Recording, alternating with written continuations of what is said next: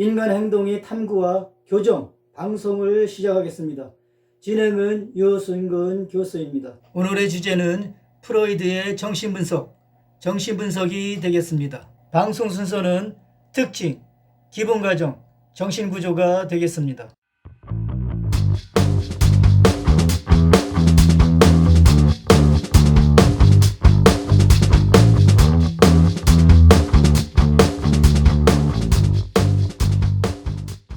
프로이트의 정신분석 이론은 인간 행동이 주로 무의식적이고 본능에 의해 결정된다는 것을 가정합니다. 즉 정신결정론과 무의식을 가정하는 것이죠. 인간의 정신활동의 기저에 있는 원초와 자아, 초자아의 갈등과 투쟁, 타협을 통해 인간의 행동이 결정된다고 보는 견해이죠. 인간 행동은 세 가지 구성요소 사이에 상호작용의 결과라고 주장합니다. 행동과 성격 형성에 있어서 무의식적인 심리적 갈등의 역할에 중점을 두죠. 인간의 모든 행동은 우연히 일어나지 않으며 필연적으로 일어난다고 봅니다. 인간 행동은 의식보다 무의식의 영향을 더 많이 받는다고 가정하죠. 이상 행동은 의식이 없는 마음속에서 일어나는 역동적인 투쟁의 증상이라고 합니다. 히스테리의 경우 증상은 무의식적인 심리적 갈등이 신체적 문제로 전환된다는 것을 나타냅니다. 환자는 증상을 알고 있지만 무의식적인 갈등은 알지 못합니다. 프로이드의 이론의 특징을 요약해 보겠습니다. 인간 행동은 원초와 자아, 초자아의 구성요소 사이의 상호작용의 결과이다. 성격의 구조 이론은 정신의 부분들 사이의 갈등이 행동과 성격을 어떻게 형성하는지를 매우 중요시한다. 이러한 갈등은 대부분의 의식이 없다. 성격은 어린 시절에 발달하고 정신적인 단계를 거쳐 결정적으로 형성된다. 각 단계에서 어린이는 생물학적 욕구와 사회적 기대 사이에 갈등이 있다. 이러한 내적 갈등이 성공적인 처리는 발달 단계의 숙달과 성숙한 성격으로 이끈다.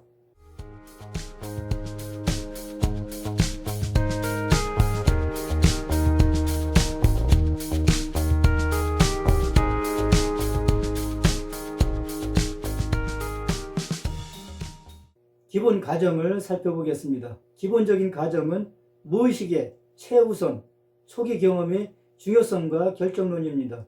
행동과 감정은 무의식적인 동기에 의해 강력하게 영향을 받습니다. 무의식적 정신은 의식에 접근할 수 없지만 판단, 감정 또는 행동에 영향을 주는 정신 과정을 포함합니다.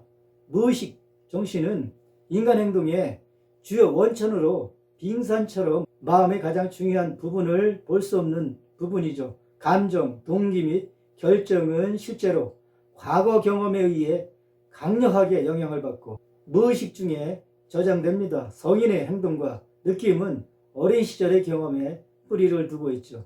어린 시절의 사건이 성격을 형성하면서 성인 생활에 커다란 영향을 미칩니다. 성격은 욕구가 어린 시절에 갈등에 의해 수정됨에 따라 형성되죠. 무의식적인 생각과 감정은 실수, 말실수, 기억의 착오와 같은 실제 행위와 형태로 의식이 있는 마음으로 이전될 수가 있습니다. 의미하지 않은 것을 말함으로써 실제로 마음에 있는 것이 드러나는 것이죠.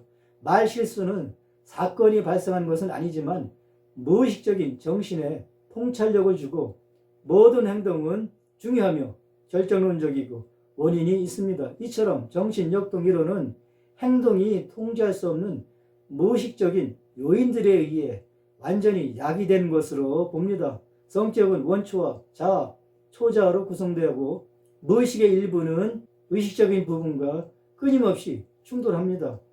이 갈등은 불안을 야기하고 자아가 방어기제를 사용함으로써 처리가 될 수가 있죠.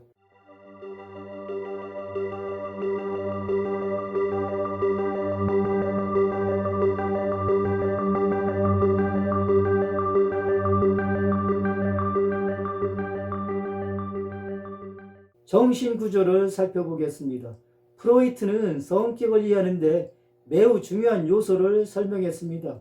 마음은 인식 수준에 따라 마음의 세 가지 부분, 즉 의식, 전의식과 무의식입니다. 이들은 서로 다른 기능과 과정, 에너지와 관념적 내용을 지닌 역동적인 체계이죠. 정신을 빙산에 비유하여 인식이 표면 위에 볼 수 있는 부분은 의식이죠. 무의식은 인간의 마음의 약 90%를 차지하고 나머지 10%는 의식이죠. 사람들은 자신의 무의식 내용에 접근할 수가 없습니다.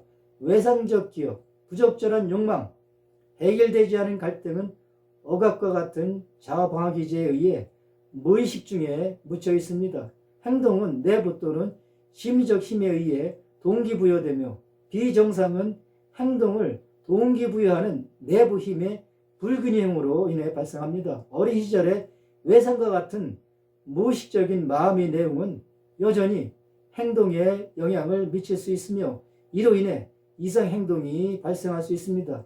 예를 들면 정신질환은 해결되지 않은 의식적 갈등에서 비롯된 것으로 이는 일반적으로 유아기에 발생합니다.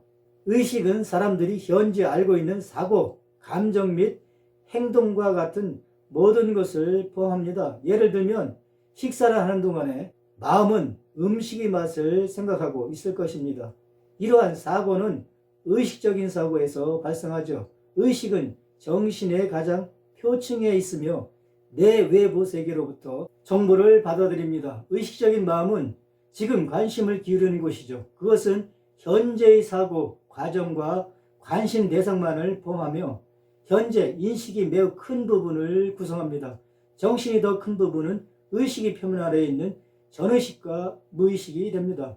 전의식은 인식이 있지 않은 기억이지만 기억에 집중함으로써 의식으로 가져올 수가 있습니다. 전의식은 알고 있는 것을 의미하지만 주의를 기울이지 않는 것을 포함합니다. 주의를 기울이면 의식적인 마음으로 가져올 수가 있죠. 예를 들면 재미있던 어린 시절 사건에 관해 질문하는 경우 기억에서 꺼낼 수가 있습니다. 마음의 가장 큰 부분인 무의식은 수수께끼에 쌓인 채로 있습니다. 그 내용을 매우 어렵게 인식할 수가 있습니다. 무의식은 사람들이 모르는 정신활동을 포함합니다. 의식적인 마음을 숨기려고 하는 감정, 생각 및 충동 중 일부는 의식이 없는 마음속에 묻혀서 설명할 수 없는 행동의 일부에 영향을 미칩니다. 무의식 수준에서 과정과 내용은 의식적인 마음이 직접적인 범위를 벗어납니다. 따라서 무의식은 독립적으로 생각하고 행동합니다. 많은 행동이 무의식의 마음에서 직접적으로 유도되죠. 때때로 선호하는 행동을 통제할 수는 없습니다. 성적인 욕구와 공격적인 욕구를 기본적인 욕구로 갖고 있는데 이것들이 인간 행동에서 중요한 영향을 끼치죠. 무의식은 기본적인 생물학적 충동이나 행동의 저장소가 됩니다. 본능은 주로 성적인, 공격적인 본능이죠. 정신의 아주 작은 부분만이 언제든지 의식으로 올라오죠. 비록 의식이 없는 정신에 주의를 기울임으로써 의식 속으로 들어갈 수 있지만 의식의 충동과 생각은 수수께끼로 덮여 있습니다. 정신 구조를 도표로 살펴보겠습니다. 자아는 현실 원리, 원추와는 쾌락 원리, 초자아는 도덕 원리에 의해서 통제가 됩니다. 본 방송이 유익하셨다면 좋아요를 눌러주시고 구독자가 아니라면 구독을 신청해 주시면 감사하겠습니다. 시청해 주셔서 대단히 감사합니다.